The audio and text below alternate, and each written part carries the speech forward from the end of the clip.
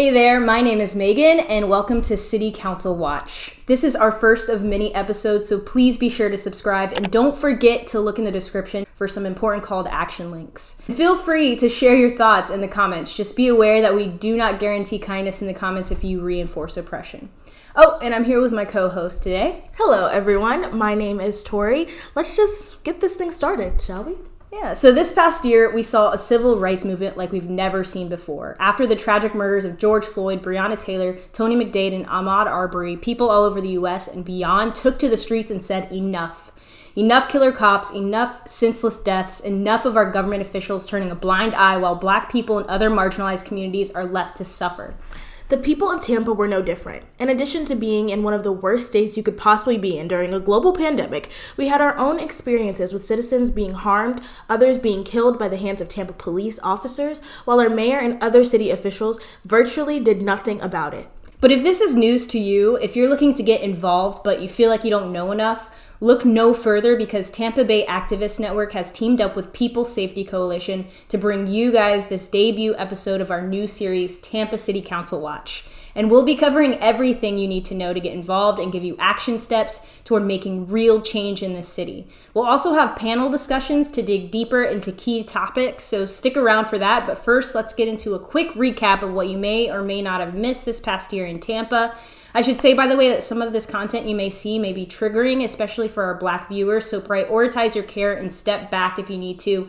Come back and watch when you feel ready. In response to the tragic and preventable murder of George Floyd in Minneapolis, the residents of Tampa rose up immediately. If we come together like this, we won't have to deal with this anymore. And the murder of George Floyd was definitely preventable and is not unique to Minneapolis. Unfortunately, it plagues the Black community right here in Tampa. In response to the protests, Mayor Jane Castor condemned the actions of the police in Minneapolis. Is a knee to the neck ever an appropriate use of force? No. Absolutely not. For me, very disturbing that there were other officers that were standing around and observing this and not taking any action to stop it. I think we heard Mayor Castor correctly, correct? She did say that not only was the knee to the neck wrong, but also the complicity of the officers as they stood around was also incorrect. Did I hear that right? Yep, I'd say you heard that right. So by her logic, her officers should not have stood around and watched the Tampa Police Department deploy rubber bullets and tear gas on its own people for peacefully assembling, right? Let's take a look. And remember, you're seeing Tampa, Florida here, not some war zone. Okay. Fireworks. Been a lot of fireworks, but they've been huge lately, right? They are firing beanbag rounds, or not beanbag rounds, rubber bullet rounds, and they hurt. He just was pepper sprayed right there. Police today. I suppose we can infer Mayor Jane Castor is okay with this since she did not condemn those who deployed the rubber bullets, anyone who sprayed pepper spray, nor did she say anything about those who stood by. I'm pretty sure she said that it was very disturbing that other officers watched the violence against George Floyd and did not intervene. That's what she said, right? For me, very disturbing that there were other officers that were standing around and observing this and not taking any action to stop it. Sounds like we did hear that correctly. I mean, you'd think with 30 plus years of experience that Mayor Castor would have more to say. After all, she was police chief in 2014 right here in Tampa. When Black pastor and elder Arthur Green Jr. was murdered while having a diabetic episode by her police, who placed Pastor Green in a similar hold as the officers in Minneapolis placed George Floyd. Yet she never condemned those cops' actions, and today the Green family is still fighting Mayor Castor's department in court. Interesting spin on accountability, I'd say. Right. And not to mention the biking while Black catastrophe that she was chief over. I mean, she allowed a lot of things to happen under her leadership, which caused unnecessary harm to Black Tampa residents. A clearly racist move. I guess she might be fooling some people, but she ain't fooling me. Me neither. I mean, I'd like to live in a world where young Black girls can peacefully assemble without being harmed. But that world isn't Tampa, Florida. And Don't forget how a young activist, only 17 years old, was brutalized during this uprising. And what you're about to watch is disturbing. But pay close attention to the young lady with the umbrella. Just take a look here and watch what is about to happen. Look at this man grabbing this 17-year-old black girl. The claim? An assault. By assault, they mean walking with an umbrella while black. If you thought that was disturbing, keep watching. And mind you, a large number of Tampa police are watching this happen. Wow, that makes me sick to my stomach. I mean, this young black girl was tossed around like she was nothing over what? These giant men surrounding her as the crowd disperses, slamming her, deploying pepper spray. This poor girl is traumatized for life. And I mean, like really, what is it all for? All those police officers standing around as they surround and torture her. Didn't Mayor Jane Castor say that that was disturbing when police stand around and don't intervene? Let's find out. For me, very disturbing that there were other officers that were standing around and observing this and not taking any action to stop it. It's such a sad sight to see when grown men are so terrified of a 17-year-old black girl with an umbrella. But yet, according to the Tampa Bay Times article published this year in August, the police departments throughout the Tampa Bay area have spent over $23 million on military-level equipment to use against us, the people, since the 1033 grant was established back in 1997. Imagine what good that money could have done for regular folks like you and I over that time span. It's even sadder when we look at videos like that and realize they intend to use it on a 17-year-old girl, exercising her right to assemble armed with only an umbrella. You know, I think it's important for the people to remember how Police Chief Brian Dugan reacted to this incident. Let's play a short clip and listen to him holding his cops accountable for their horrible travesty. Seeing is believing. They're devastated. They feel like people hate them.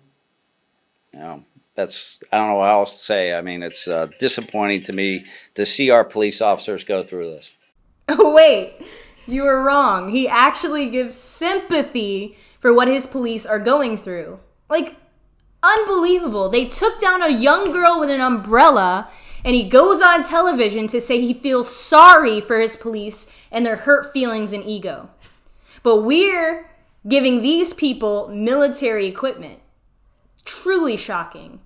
Let's see what our fearless leader and freedom fighter, Mayor Castor, has to say about these injustices.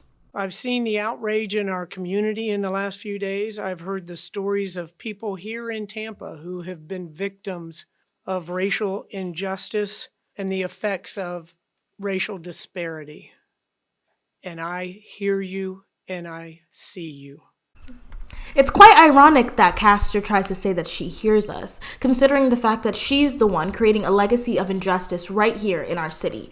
Mayor Castor and Chief Dugan later conducted a press conference to discuss Campaign Zero's 8 Can't Wait initiative. Many of the subjects they spoke about were ending chokeholds, duty to intervene, and bias training. Sad that such things weren't top priorities before. Take a listen. Bring up Dr. Lori Friedel from University of South Florida. She, in essence, was the founder of Fair and Impartial Policing and has done that training all over the United States. And the Tampa Police Department were among the first of her clients. Dr. Friedel? Wait. So one of the solutions is to utilize a fair and impartial policing program that has been going around for some years that clearly is not working. If Tampa was one of their first clients, then I'm pretty petrified of the results of that program because nothing in Tampa policing has ever been fair or impartial. Lori Friedel, professor of criminology at USF and founder of Fair and Impartial Policing. Oh, wait. So this white woman from USF is going to fix the racism within policing? Isn't that wild? That's funny to me.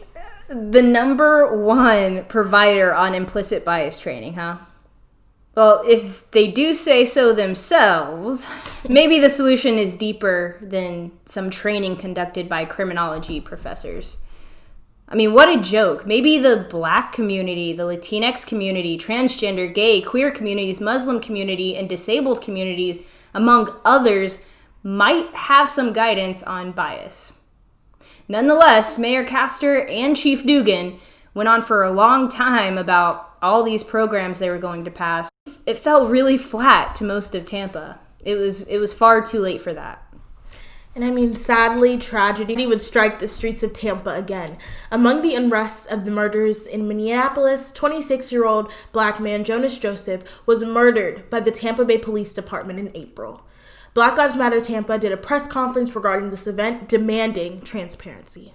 The information that we received this morning that we did not have before is that a total of 125 rounds were fired to Mr. Joseph. 7 of those rounds were said to have hit him. You heard her correctly. Jonas Joseph allegedly had a gun and fired it, or so they say. But still, the response is something to really question. 125 rounds, 7 of which hit him. How's that even public safety? What if that happened in your neighborhood? That's terrifying. Interestingly, no shell casings were found at the scene that would prove categorically that Mr. Joseph fired his gun. And I mean, interestingly enough, she says no shell casings were found proving Jonas Joseph fired any guns. It's interesting at the very least. And considering the conduct of TPD throughout the years and years past, I find their narrative difficult to believe. Sadly, Jonas Joseph, who was only 26, is gone forever. State Attorney Andrew Warren found no cause to charge anyone for his murder, nor the wanton endangerment that had happened in that neighborhood. Despite Chief Dugan and Mayor Castor's words, there was seemingly no action behind it. Army veteran and Black Tampa resident Jonisha Wilkinson's life was turned into shambles after an interaction with Tampa police. She filmed the police who pulled her over due to what they alleged was a stolen vehicle and held a gun at her head. It's a horrific sight, and it's only a fraction of what Black people in Tampa endure. Y'all, I got pulled over, and this cop is literally pointing a gun at me. He still didn't put his gun down. This is not no stolen car. I know when to return this. Sir, can you at least put your gun down? She did not steal that car, and this is how she was treated. She had no weapon, so I'm not sure how this is even an example of public safety. But what makes matters even worse is in retaliation for her sharing her story onto news and media outlets and going viral online, the Tampa Police Department released her name and address and shared it on their social media. This caused a barrage of attacks against her by white supremacists who love cops and love seeing Black women hurting. This young mother's life was uprooted, all because she had the audacity to film an interaction with a public servant she pays, that we pay. We think more people would be even more outraged if this happened to a white Army veteran, but nonetheless, right here in Tampa, this happened, and no one cared. Right. And the people of Tampa were demanding change, and not just in the streets. Phone calls, emails, even handwritten letters went out to City Council. And the people of Tampa also visited the Civilian Review Board, which is a panel that allegedly reviews police misconduct. And they expressed their frustrations. Mayor Castor responded with the creation of a policing task force. Great. Yet another task force. And even though the people of Tampa had already given them everything they needed to know, I guess it's easier to listen to a task force than your constituents, especially your Black constituents. Imagine that. I mean, I'm not surprised. The task force was set to meet between June 27th and July 18th. Oh, and it was behind closed doors. Of course it was. That's right. No media was allowed in. The mayor claimed in an article that the lack of media and public participation would result in more open and honest conversations.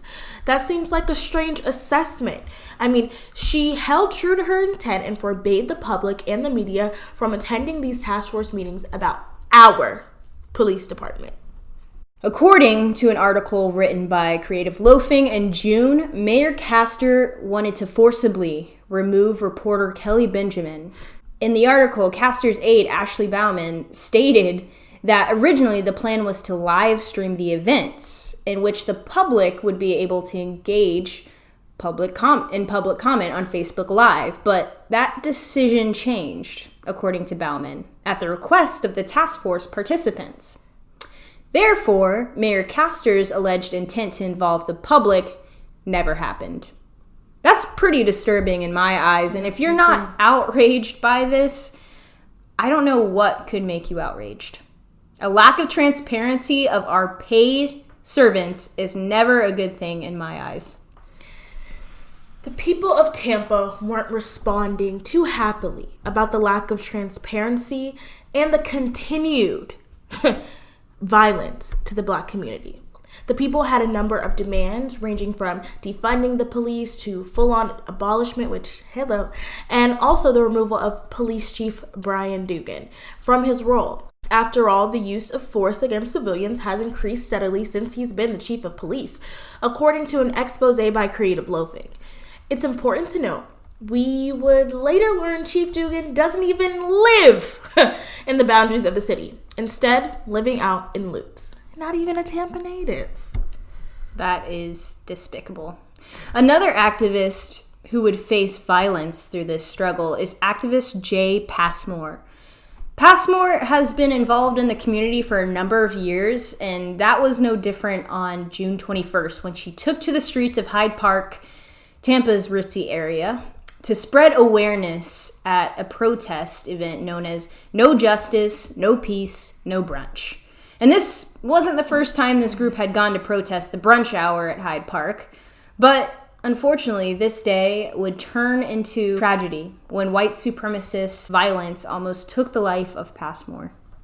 Out of respect for Jay and her community, we won't share the horrific video, but this Black woman was struck by a white supremacist who was angered about the inconvenience of having to wait in the road while Black people and their allies demanded to not only live, but to be treated as actual humans. The driver of the red truck has yet to be identified, and as of this recording, still has not been charged. Jay sustained serious injuries to her legs and hips and a concussion, but luckily is very much alive today and continues to fight. Yes, we are grateful we are not mourning another Black life lost, but shortly after this horrific scene, the city had an in-person civilian review board hearing. And this sham of a board is supposed to monitor police misconduct.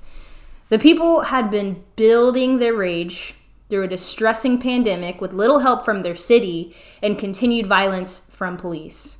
On June 23rd, a large number of city residents of all backgrounds and ages came out to speak directly to the review board. Let's hear from the public and see what they were demanding. I was part of a peaceful protest that were doing nothing out of the line. The roads were blocked already. The cops showed up in the riot gear and nothing happened. Plastic bottle, because I was right in the front, empty plastic bottle of water hit a cop in riot gear in the shoulder, brushing against his shoulder. And what did he do? He turned around in anger and sprayed the crowd with his gun. Get Castor out of here. Let her have her scapegoat and Dugan and get him out first. She'll lose re-election anyways next year. But you guys need to change it. You guys do. At the start of the protest, just like any other protest, we always preach peace, right? Everybody needs to be peaceful. Don't be that one person to mess it up for the group. Because even though you might be that one person, it sheds light on all of us. We already seen that how protesters are stigmatized as rioters, as looters. We really do need people to help us get changes. We need things, we need laws passed, we need less funding to the police department, and we need more money sent to mental health. That is our biggest issue in this community, not the police. They don't need more riot gear, they have enough of that, and the riot gear that they have, they are using it improperly. I was in the front when officers dragged 17-year-old Marley Church to the ground and piled on top of her. I stood more than 10 feet away from the officers, recording everything, which I have video of, and I begged for them to get off of Marley.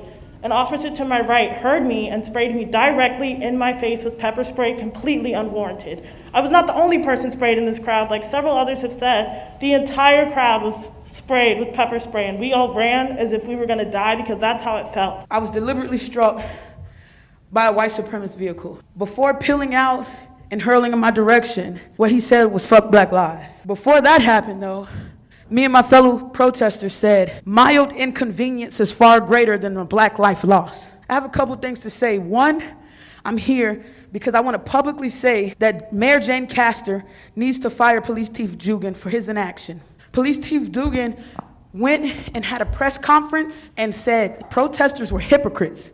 Police Chief Dugan didn't make a press conference and say an attempted murderer is still on the loose. If you don't like protesters, that's fine, but what if that guy who ran me over gets mad at a little old lady in the grocery store parking lot and run her over? I was just recently involved in the TPD video that has gone viral around Tampa.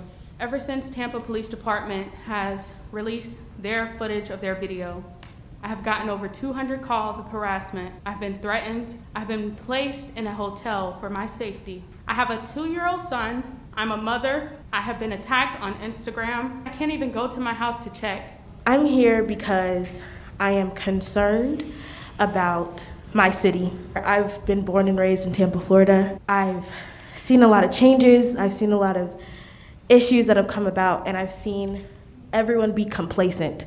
So you're telling me that you're going to change the system, and if it doesn't work, come back to the drawing board, and if that doesn't work, this just seems like placating. You're playing with people's lives.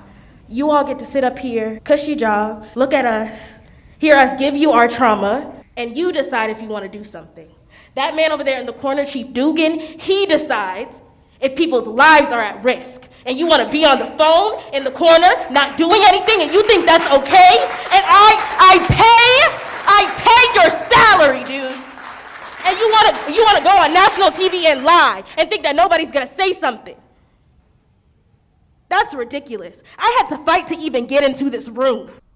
There was so much heart in those comments and so much thirst for change. I mean, you heard me. The last commenter correctly. Police Chief Dugan thought it was appropriate to play on his phone while Black people described their fears, concerns, and pain caused by his department. This is why so many people are calling for his immediate removal. I mean, the comments went on for hours, so we can't show you everything, but even more people went out there and said the same thing. Defund the police and start caring for the community and get rid of Police Chief Dugan now. Sadly, a week after Jay Passmore was severely injured, Indigenous activist Stuart Flores was struck by a vehicle in Hyde Park. This time, though, someone was arrested, but it wasn't the driver. That's right, Stewart, who had been dragged by a car down the street, was met with a brutal arrest. The charges filed against him have since been dropped, but the trauma is a lifetime sentence for both him and his friends who watched it all happen. There is simply no more patriotic event other than protesting for freedom on an alleged Independence Day. But I think by now we know that independence always was intended for some, but not all. On July 4th, protesters for Black Lives were met with brutal arrest and beaten by the police. None of these protesters harmed anyone, at most causing minor inconvenience to the flow of traffic, but yet were met with such extreme force. So much for independence if you aren't even free to protest your grievances without brutality. In response to everything, organizers around the city tried to push for the Civilian Review Board to at least have some subpoena power as an effort to maintain some mechanism of accountability. And although Mayor Castor was so adamant that she heard the people and needed change, her administration still decided it would be a priority to fight this request and instead propose her own changes. It's still an ongoing issue, so feel free to engage your city council members about it. In the most Tampa way ever, in August, despite months of demands to defund the police, protests in the streets, a group of organizers, mostly from Tampa, decided it would be a good idea and a necessary idea to paint a Back the Blue mural outside of the Tampa Bay Police Department.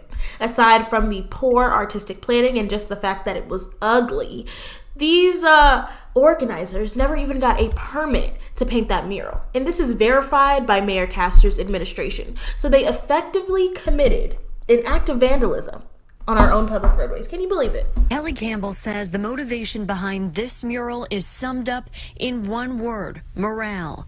We want to make sure that they know that just because we aren't the loudest doesn't mean we aren't there and in numbers. There's a huge force. That force came together Saturday night, a team of about 40, to paint this Back the Blue mural outside of the Tampa Police Department headquarters downtown. It was the Back the Blue Florida group, and then there was a group called Community Patriots of Tampa. Wow, so they vandalized the streets. You know, I'm not really one for blunt police force, but fair is fair. You know, a group of white people broke the law, so the next video I'm about to show you is Tampa Police Department brutally beating these white organizers down to the ground, pepper spraying them and putting their knees on their necks. I mean, fair is fair, right? And the law is the law. So let me get that video up for you. Oh, go ahead, pull that one up. Oh, wait, sorry, that didn't happen. None of the Back the Blue mural vandalizers were ever charged for their crime, despite doing it not only in front of the police headquarters, but on camera, and admitting to it to the media. Quite intriguing how differently laws are imposed, right? On August 8th, supporters of all Black Lives Matter decided to go down to Curtis Hickson Park and paint an all Black Lives Matter mural.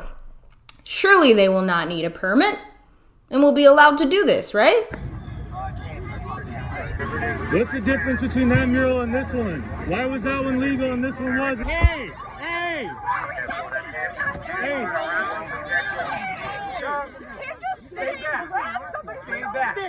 You know, I have to be honest. I feel like the brutal and violent arrest of all Black Lives Matter mural without a permit, while not a single charge for the Back the Blue mural with no permit, is an explicit signal of who has to follow the law. I mean, white people are safe unless they're demanding justice for Black lives, and Black people are never safe. We couldn't make this up, bro. This happened right here in Tampa, only days apart. While the charges against the Black Lives Matter supporters were dropped, eventually, with begging, it still cost them time, money, and literal trauma. While the Black the Blue muralists never even faced any penalties at all. Perhaps Mayor Castor's fair and impartial policing workshops aren't so great after all, but that's just a speculation. Who knows? We don't know anything. So. We'd hate to imply an obvious racist double standard is in fact, well, a racist double standard. But I mean, as Police Chief Dugan said, it was impacting morale. We'd hate to wreck the morale of a department that is actively brutalizing its people. Let's do a replay of that, shall we?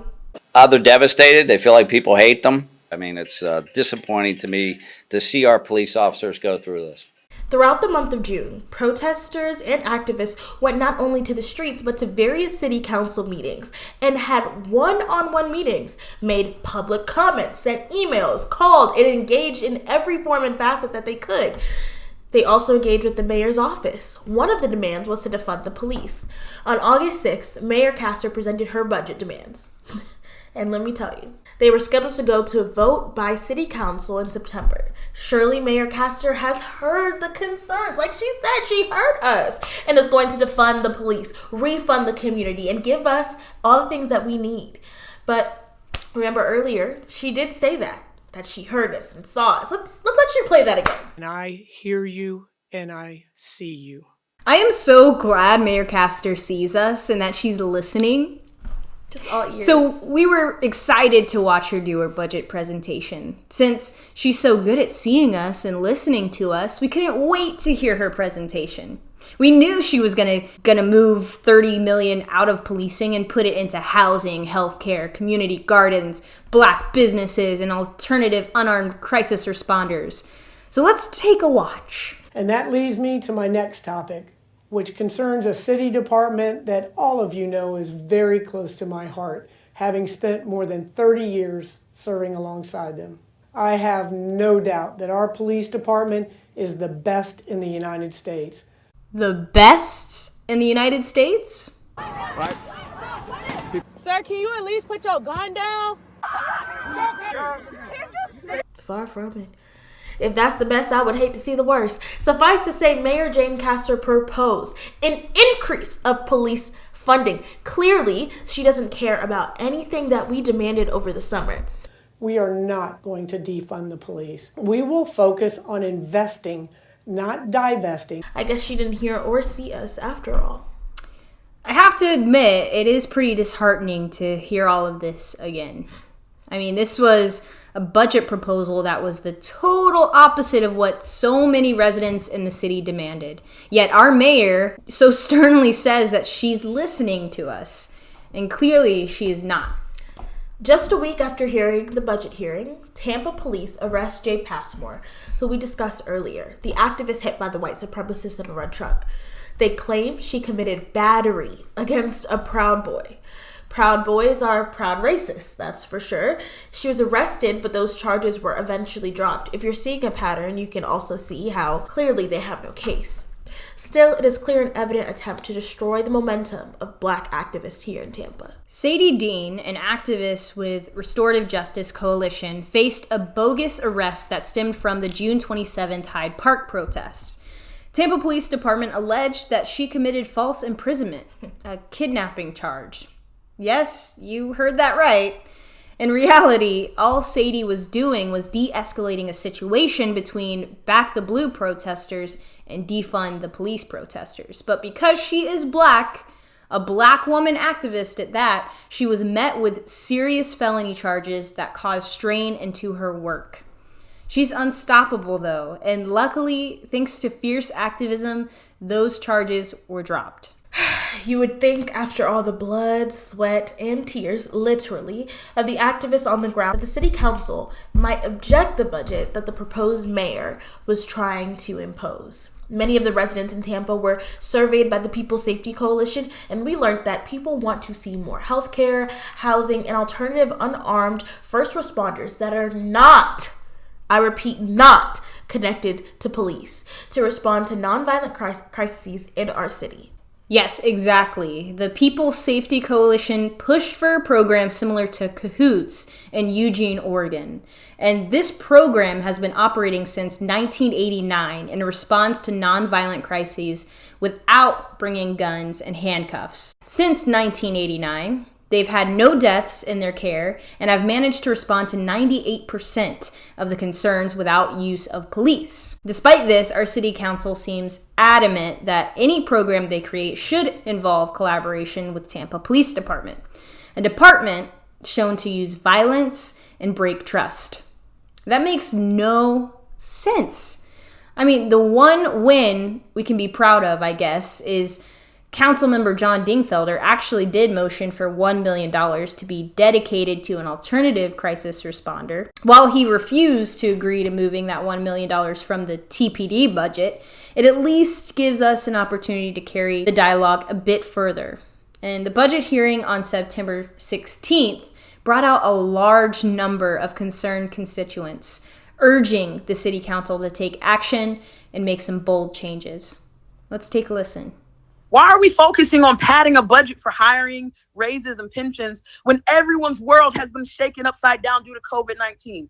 Unemployed people who are robbing Peter to pay Paul as bills pile up, their lives are forever changed. So why should TPD get to carry on as usual and say, oh, well, this $13 million will come in? The use of force under Police Union has increased exponentially. People Safety Coalition is not only calling for him to be fired, but we're calling for the end of targeting of activists and protesters against police brutality. We're calling for the budget to be freezed and for 19% of those dollars to be reallocated. And we're calling to refund our communities and actually keep them safe, because what we have been doing, what you have been doing, and what you are obviously hell-bent on continuing to do will not keep them safe. So many of us are experiencing severe poverty. People are going hungry during this COVID-19 health crisis. Many would agree at least $4 million should be allocated to a community-ran and staffed mental health response team, with at least $11 million into an equitable housing program and at least $11 million into a city jobs program that employs marginalized residents and those who struggle finding employment.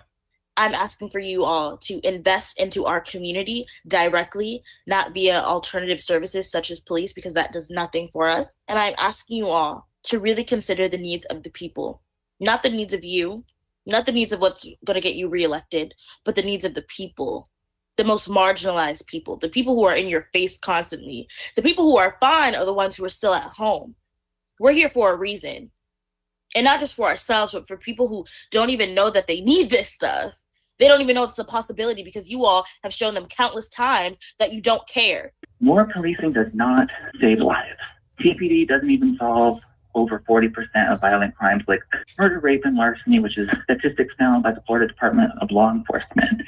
Instead of putting an additional $13 million into that, invest in the community and support programs like CAHOOTS and the Office of Neighborhood Safety that do not co-respond to TPD. We cannot put a co-response relationship with a department that already has fractured trust. For perspective, there were over 2 hours of public comment that day. All of the residents that spoke were in agreement to not approve Mayor Jane Castor's budget. Yet sadly, although a $1 million line item was approved for mental health programs, all 7 city council members approved a budget increase for the Tampa Bay Police Department of $13 million, despite the desperate calls of the people that pay their taxes here. We certainly weren't able to cover everything that happened in Tampa this summer, but the fact is, policing was prioritized over the most basic human needs. City Council all defied the people, voting in favor of this outrageous budget, despite the calls and the demands of hundreds of Tampa residents. The hypocrisy in our city is real. Tragically, Tampa police murdered Dominique Mulkey, who was only 26 years old, on October 20th, 2020. Dominique had suffered with poverty and mental illness and also was hard of hearing. On October 20th, he robbed a dollar store. His crime? He stole food. He wanted to eat. He had no intention of harming anyone, only showing a gun when the clerks tried to stop him. When the police responded, they fired over 30 rounds into him as he could not hear their warning to stop. They ruthlessly fired into him like he was nothing and endangered and traumatized the community. This tragedy could have been prevented if our city council and mayor would have funded community needs like healthcare and food instead of more policing. While Tampa Police Department may have fired the gun, city council and the mayor funded the gun. They all have blood on their hands. Absolutely. The People's Safety Coalition hasn't given up, though. We are still out here. That's why we are making this show, to keep city council on watch. We need you to do your part, though. Call them, email them, and make public comment. Now's the time to engage and to make sure that our voices are heard.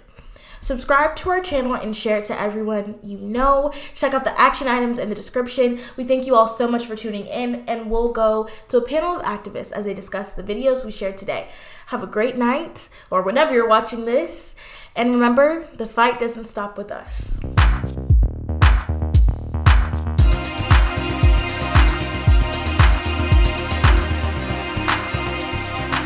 Thank you so much to our host for that chilling recap of 2020.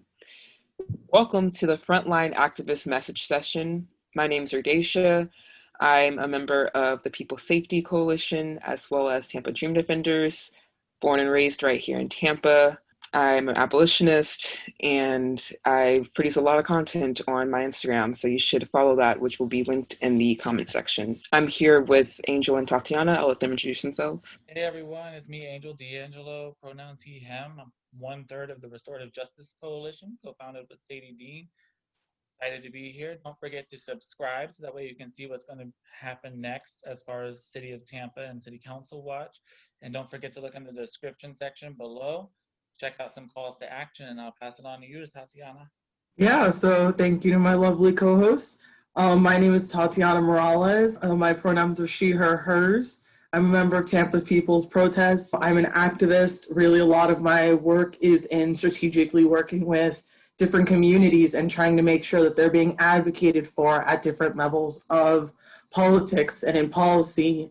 But I know a lot of the work that we've been doing together in the People's Safety Coalition and within our own just watching of our community is a lot of work is that we're not being listened to, respected, and being acknowledged in the communities and by the leaders that we're supposed to be represented by. We really have a lot of issues in politics right now where in the hardest of times, in the worst days that we've experienced, our leaders haven't stepped up to make any changes that would genuinely help this community in this struggling time. What they've done is they've chose to politicize certain issues and ignore a lot of the requests from people that need it the most. And so we really want to just be a part of the open communication to our community and to our leaders about where we can go forward from here and what actions we can take to be a better, more informed, and more cohesively working community. Yeah, exactly. Thank you so much for opening up with that, Tatiana. It's been a long, very long summer and fall of city leaders not listening to the people. I mean, literally tens and tens of people have been calling city council meetings and making public comments at city council meetings for months now, literally advocating for refunding the community and not giving TPD any more money. And city council has not done anything on that. As you heard in the recap, $13 million has been given to them in September, and we've seen several more hundreds of $1,000s being given to them in the following months.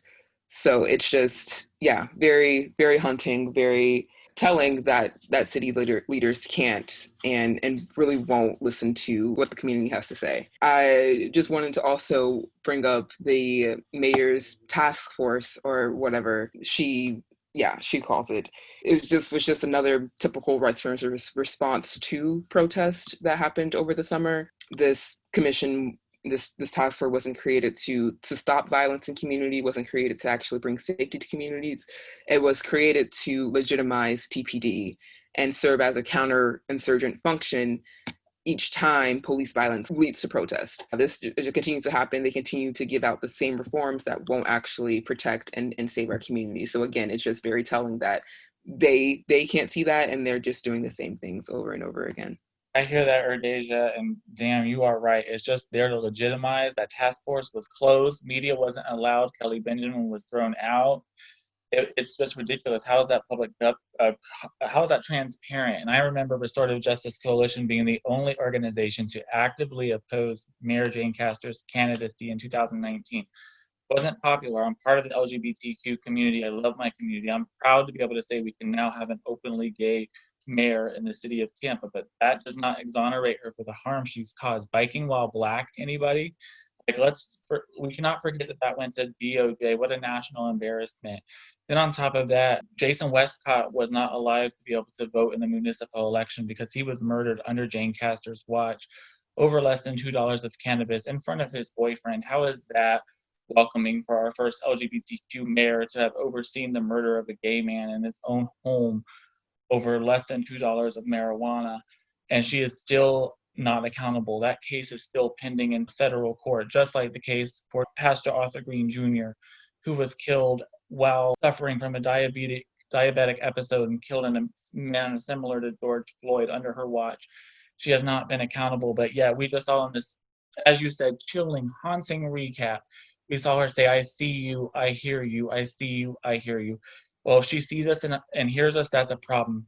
And honestly, I think that's the truth is she does hear us and see us.